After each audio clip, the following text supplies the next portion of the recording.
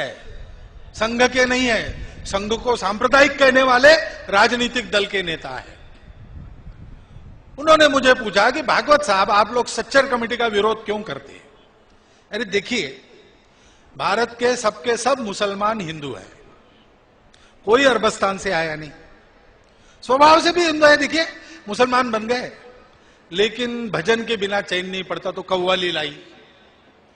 मूर्ति पूजा की आदत लगी है तो मजार कब्र की पूजा शुरू हो गई।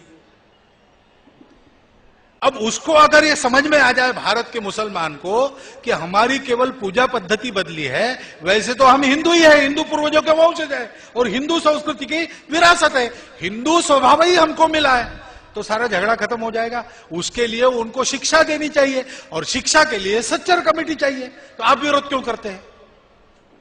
मैंने उसको कहा कि महाराज, आपकी सब बात मुझे पूरी मंजूर है, लेकिन आप ये मुझे मत बताओ, आप ये सब अपने देश के मुसलमानों को समझाओ।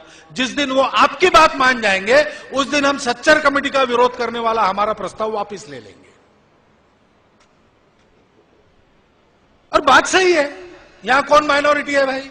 यूनो कहती है कि माइनॉरिटी एथनिक होनी चाहिए, रिलीजियस हो नहीं सकती, तभी हो सकती जब रिलीजियस माइनॉरिटी की संख्या उस रिलीजन के संख्या 5% के अंदर हो। अपने देश में दोनों व्याख्याओं में बैठने वाला कोई माइनॉरिटी नहीं है और सब समान पूर्वजों का वंशज है और कहीं जाने वाले नहीं है, उनको जीना मरना भारत में ही है। बस एक ही बात है कि इस देश के स्वभाव में जो उदारता है उसको लेना है, मतांतरण बंद करना है, कट्टरपन छोड़ देना है, बाकी मतों के मानने वालों को हीन बताने वाले उनके विचार में जो अंश है उसको निकाल देना है। भारत के पूर्वजों को अपना मानना, भारत के इतिहास को अपना मानना, भारत माता के लिए जीवन है ये मानना। लेकिन ये वो कब मानेंगे? ये जो अपने आप को हिंदू कहने वाला मानने वाला है, वो अपने संकटों को परास्त कर संगठित कर जब खड़ा नहीं होगा तब तक वो नहीं मानेंगे, क्योंकि वो देख रहे हैं कि हिंदू पिट रहा है, हिंदू लुट रहा है। अपने आप को हिंदू कहने वाले मार खाते रहते, अपने आप को हिंदू कहने वालों में आपस में भेद है, सामाजिक समरसता नहीं है, जाति के भेद, पंथ के भेद लड़ते रहते, एक दूसरे को छोटा बड़ा कहते रहते। ऐसे हिंदुओं के साथ रह के क्या करना है? और इसलिए सारी दुनिया को एकता के सूत्र में पिरोने का एकमात्र रास्ता हिंदुत्व है और वो सबके समझ में आ जाए, इसका एकमात्र रास्ता है हिंदू संगठन। वही संघ का काम है।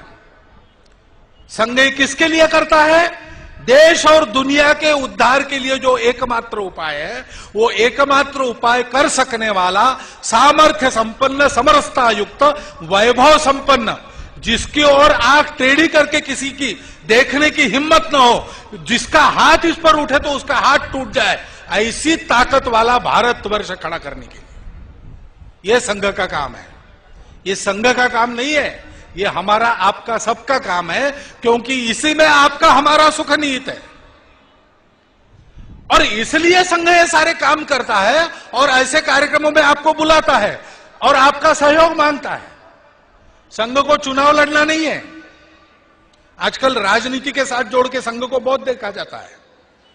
संघ का राजनीति से कोई संबंध नहीं है। मैं भाग नहीं रहा हूं। संघ को अगर राजनीति करनी है तो संघ अपना मालिक है, संघ को भागने की जरूरत नहीं और किसी पार्टी के पीछे छुपने की जरूरत नहीं। लेकिन संघ को जो काम करना है वो राजनीति से हो नहीं सकता। आज की राजनीति समाज को तोड़ती है और इसलिए अपने जन्म से सोच समझकर सब प्रकार की राजनीति करने की ताकत संगठन और कार्यकर्ताओं की होने के बाद भी संघ जानबूझकर चालू राजनीति, पक्षीय राजनीति, चुनाव की राजनीति से दूर रहता है। अब संघ का सामर्थ्य बन गया है तो राष्ट्रहित में देश की राजनीति चले, ऐसा प्रभाव कभी कभी अपने आप पैदा होता है। अपने आप होता है, कहना नहीं पड़ता कुछ। अगर कोई बल संपन्न सच्छील आदमी जो किसी गुंडे की गुंडागर्दी नहीं सहन करता, वो साथ में बैठा है, तो दो चार गुंडे आएंगे भी, देख के वो सोचेंगे कि यहां गड़बड़ करेंगे तो मार खाएंगे, चुप बैठो, सभ्य आदमी जैसा बैठो। ये अपने आप होता है, करना नहीं पड़ता। इतना बड़ा स्वयंसेवक वर्ग राष्ट्रीय दृष्टि प्राप्त सारे देश में फैल गया है, तो संघ का एक प्रभाव है। और जब कभी उसका उपयोग करना आवश्यक होता है, संघ जरूर करेगा, राष्ट्रहित में, पक्ष हित में नहीं, व्यक्ति हित में नहीं, संघ हित में भी नहीं, राष्ट्र के हित में इतनी प्रचंड स्वयंसेवकों की शक्ति निष्क्रिय बैठने नहीं देगा संघ, उसका जरूर उपयोग करेगा। लेकिन संघ को सत्ताकांक्षा नहीं है, संघ को चुनाव लड़ना नहीं है, संघ किसी पार्टी व्यक्ति के पीछे नहीं है, संघ राष्ट्रीय नीतियों के पीछे जरूर है और रहेगा। संघ किसी के विरोध में काम नहीं करता, सर्वेशाम अविरोधेन काम है। ये मुसलमानों की, ईसाइयों के विरोध में काम नहीं, हिंदू हित में काम है। संघ किसी का विरोध नहीं करेगा, किसी को नहीं डराएगा, लेकिन संघ स्वयं भी नहीं डरेगा और हिंदू को किसी को डराने नहीं देगा, हिंदू हित में काम करेगा।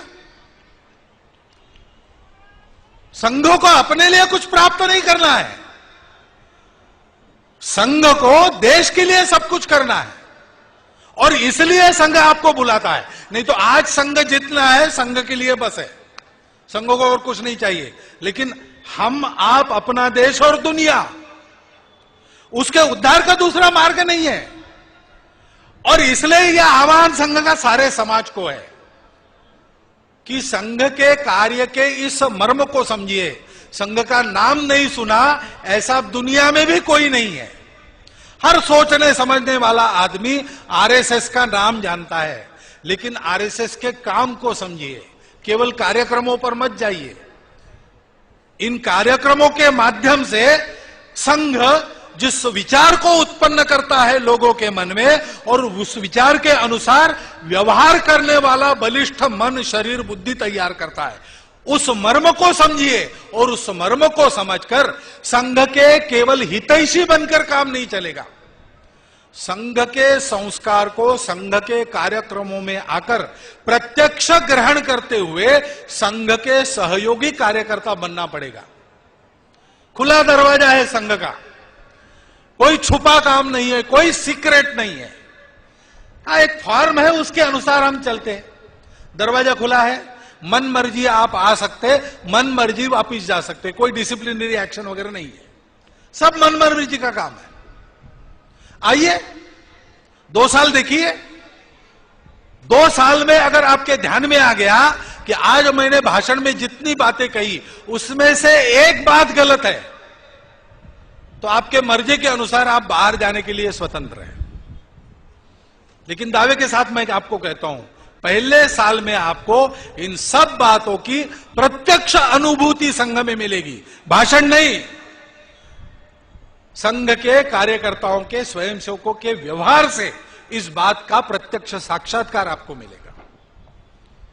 और इसलिए देश दुनिया की समस्याओं का निवारण करने के लिए और स्वयं का जीवन अच्छा बनाने के लिए यह जो आज उपलब्ध दुनिया के लिए एकमात्र रास्ता है, उस रास्ते के सहयोगी पथिक बनने का आह्वान करता हुआ मैं अपने 4 शब्द समाप्त करता हूं। धन्यवाद। सावधान, उत्तिष्ठ, आरम।